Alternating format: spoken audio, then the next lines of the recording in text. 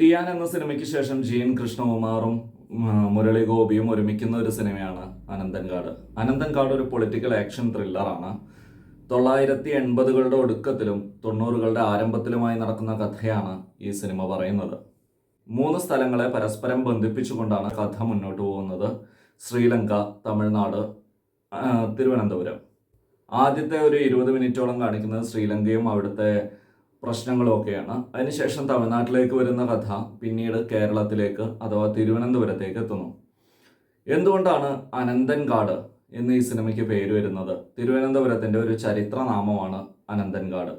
ഇന്നത്തെ അനന്തപുരിയായ തിരുവനന്തപുരം ഒരു കാലത്ത് കാട് പിടിച്ചു കിടക്കുന്ന ഒരു പ്രദേശമായിരുന്നു എന്നും അവിടെ ഒരുപാട് ജീവികൾ ഉണ്ടായിരുന്നു എന്നും അവിടെ ഉണ്ടായിരുന്ന മാനുകൾ കടുവകളെ ഭയപ്പെട്ടിരുന്നു, കടുവകൾ വിഷപ്പാമ്പുകളെ ഭയപ്പെട്ടിരുന്നു, പാമ്പുകളെ കീരികൾ കൊന്നു തിന്നിരുന്നു, അവറ്റകളെ കൊന്നിരുന്നത് അവിടുത്തെ നായാടികളായിരുന്നു. ഈ നായാടികളാണ് അൾട്ടിമേറ്റ്ലി ആര് ജീവിക്കണമെന്ന് തീരുമാനിക്കുന്നത്. എന്നാൽ ഈ നായാടികൾ ജീവിക്കണോ വേണ്ടയോ എന്നടക്കമുള്ള കാര്യങ്ങൾ തീരുമാനിക്കുന്നത് ആ വലിയ കാടാണ്.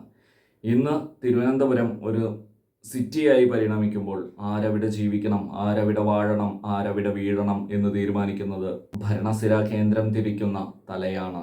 ആ തലയാണ് ഇന്നത്തെ അനന്തൻകാട്.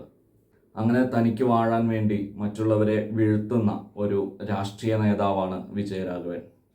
എങ്ങനെയാണ് ഒരു സിസ്റ്റം ഗുണ്ടകളെ വളർത്തിയെടുക്കുന്നത്, എങ്ങനെയാണ് ആ സിസ്റ്റം തന്നെ അവരുടെ കടക്കിൽ കത്തിവെക്കാൻ ശ്രമിക്കുന്നത് തുടങ്ങിയ കാര്യങ്ങളെല്ലാമാണ് ഈ സിനിമ ചർച്ച ചെയ്യുന്നത്. ഈ സിനിമയുടെ സിനിമാറ്റോഗ്രഫി SUA ആണ്.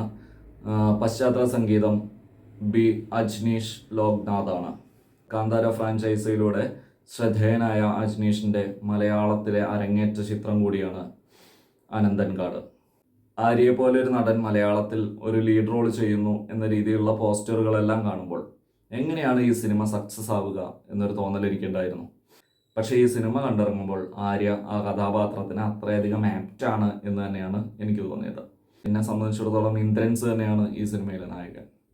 ഒരുപാട് ഗൂസ്ബം മൊമെന്റ്സ്, നമുക്ക് രോമാഞ്ചം വരുന്ന ഒരുപാട് മൊമെന്റ്സ്, ഒരുപാട് ഡയലോഗുകൾ, അതിൻ്റെ കൃത്യമായ ഡെലിവറി, പ്രസൻറ്റേഷൻ തുടങ്ങിയ കാര്യങ്ങളാൽ ഇന്ദ്രൻസ് സ്ക്രീനിൽ വന്നു പോകുന്ന പല മൊമെന്റിലും തിയേറ്ററിൽ കയ്യടികളുണ്ടായിരുന്നു.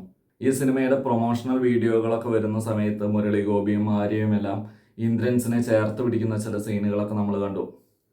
ഈ സിനിമ കണ്ടു തീരുമ്പോഴും എത്രത്തോളം മുരളി ഗോപിയിലെ സ്ക്രിപ്റ്റ് റൈറ്റർ, ജീൻ കൃഷ്ണകുമാറിലെ സംവിധായകൻ ഇന്ദ്രൻസിനെ ചേർത്ത് പിടിച്ചിട്ടുണ്ട് എന്ന് നമുക്ക് മനസ്സിലാക്കാൻ സാധിക്കും.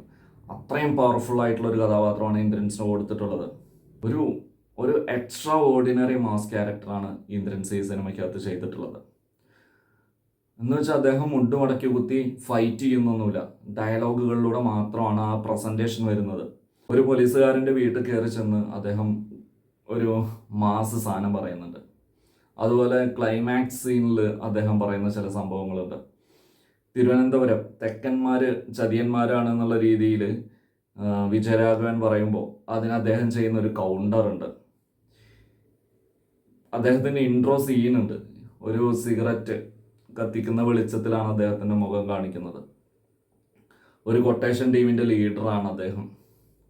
ഇങ്ങനെയുള്ള ഇന്ദ്രൻ സൈഡിൻ്റെ പ്രസൻറ്റേഷൻ അസാധ്യമായി സ്ക്രീനിൽ എടുത്തു വെച്ചിട്ടുണ്ട്.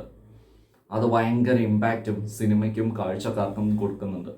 ട്രെയിലറൊക്കെ കാണുന്ന ഒരു സീനുണ്ട്. മുരളി ഗോപി കമ്മ്യൂണിസ്റ്റ് പാർട്ടിയുടെ വിദ്യാർത്ഥി യൂണിയൻ ഓഫീസ് എന്ന് തോന്നുന്ന ഒരു സ്ഥലത്ത് കയറി ചെന്ന് ചരട് മുറിക്കാൻ ധൈര്യമുണ്ടോ എന്ന് ചോദിക്കുന്ന ഒരു സീന്. ഈ സിനിമ കാണുമ്പോൾ ആ സീനിൻ്റെ റെലവൻസും എത്രത്തോളം നല്ല എക്സിക്യൂഷനാണ് ആ സീനെന്നും ആ സീനിൽ മുരളി ഗോപിക്ക് വരുന്ന ഒരു ഓറയും കൃത്യമായി തിരിച്ചറിയാൻ സാധിക്കും. അനന്തൻകാടിലെ എനിക്ക് ഏറ്റവും ഇഷ്ടപ്പെട്ട സീനുകളിൽ ഒന്നുകൂടിയാണ് അത് പൊളിറ്റിക്സോ ഒന്നും ബേസ് ചെയ്തിട്ടല്ല.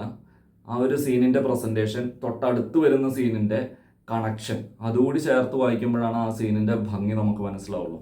അപ്പാനി ശരത്ത്, സുനിൽ, തെലുങ്ക് നടൻ അജയ്, അങ്ങനെ വലിയൊരു ടീം ഈ സിനിമയിലുണ്ട്. ആസ് യൂഷ്വൽ വിജയരാഘവൻ്റെ പെർഫോമൻസ് ഒരു രക്ഷയില്ല, അസാധ്യം. നിഖില വിമൽ, ശാന്തി ബാലകൃഷ്ണൻ, അങ്ങനെ സ്ക്രീനിൽ വന്നു പോകുന്ന ചെറിയ കഥാപാത്രങ്ങൾ വരെ. ഇതിനകത്ത് കുറേ കുട്ടികളെയൊക്കെ കഥാപാത്രങ്ങളായി ഉപയോഗിച്ചിട്ടുണ്ട്. അവരുടെയൊക്കെ പെർഫോമൻസ് ഭയങ്കര രസമായിരുന്നു. എസ്പെഷ്യലി ശ്രീലങ്കൻ സീനിലുള്ള ഒരു കുട്ടി, ആ കുട്ടിയുടെ തലയ്ക്ക് നേരെ തോക്ക് ചൂണ്ടി നിൽക്കുമ്പോൾ ആ കുട്ടി ആ ജയിനെ നോക്കുന്നൊരു നോട്ടമുണ്ട്. ആ ഒരൊറ്റ നോട്ടം കൊണ്ട് ആ ഒരു സീനിൻ്റെ പൾസ് മുഴുവൻ ആ കുട്ടിയിലേക്ക് എത്തുന്നത് നമുക്ക് കാണാൻ സാധിക്കും. ആ നോട്ടം അത്രയും പവർഫുള്ളാണ്, അത്രയും ഇമ്പാക്റ്റ്ഫുള്ളാണ്. അങ്ങനെ വന്നു പോകുന്നവരെല്ലാം തങ്ങൾക്ക് കിട്ടിയ വേഷങ്ങൾ അതിഭംഗിയായി ചെയ്തിട്ടുണ്ട്. അനന്തൻകാടിലെ ആക്ഷൻ സീനുകൾ ഈ അടുത്ത കാലത്ത് കണ്ട മലയാള സിനിമയിലെ ഏറ്റവും മികച്ച ആക്ഷൻ സീനുകളാണ്. കാട്ടാളൻ എന്ന സിനിമ വന്നപ്പോൾ ഒട്ടും രസകരമല്ലാത്ത സംഘടന രംഗങ്ങളായിരുന്നുവെങ്കിൽ അനന്തൻകാടിലേത് തീർത്തും വ്യത്യസ്തമായി അതിരസകരമായി എടുത്തു വെച്ചിട്ടുള്ള ആക്ഷൻ സീനുകളാണ്. ലോകത്തിലെ എല്ലായിടത്തും മനുഷ്യരുടെ കഥ ഒന്ന് തന്നെയാണ് എന്നാണ് അനന്തൻകാടിലൂടെ മുരളി ഗോപി പറയുന്നത്.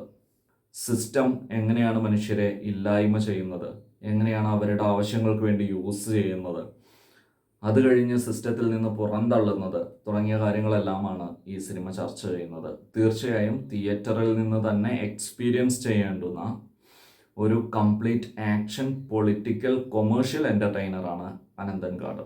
എന്നാൽ മുരളി ഗോപിയുടെ മറ്റ് സിനിമകൾ പോലെ ഈ സിനിമയും എത്രത്തോളം ഫിനാൻഷ്യൽ സക്സസ് ആവും എന്നത് കോട്ടയം അനുപമയിൽ നിന്ന് സിനിമ കണ്ടിറങ്ങുമ്പോൾ എൻ്റെ ഉള്ളിലുണ്ടായ ഒരു സംശയമാണ്. കാരണം ഇത്രയും നല്ലൊരു സിനിമയായിട്ടും അതിന് കയറിയ ആളുകളുടെ എണ്ണം വളരെ കുറവായിരുന്നു. ഒരുപാട് പോസിറ്റീവ് റിവ്യൂസ് വരുമ്പോഴും മനഃപൂർവ്വം നെഗറ്റീവ് എഴുതുന്ന പോലെ എനിക്ക് ചില റിവ്യൂസ് കണ്ടപ്പോൾ തോന്നി. ഫേസ്ബുക്കിലും മറ്റും ഉള്ള ചില പോസ്റ്റുകൾ മുരളി ഗോപിയോട് എന്തോ ദേഷ്യമുള്ള പോലെ മനഃപൂർവ്വം നെഗറ്റീവ് എഴുതുന്ന പോലെയാണ് എനിക്ക് അനുഭവപ്പെട്ടത്. പക്ഷേ യഥാർത്ഥത്തിൽ സിനിമ ഒരു നല്ല തിയേറ്റർ സ്റ്റഫ് തന്നെയാണ്, നല്ല ഒരു തിയേറ്റർ അനുഭവം തന്നെയാണ്.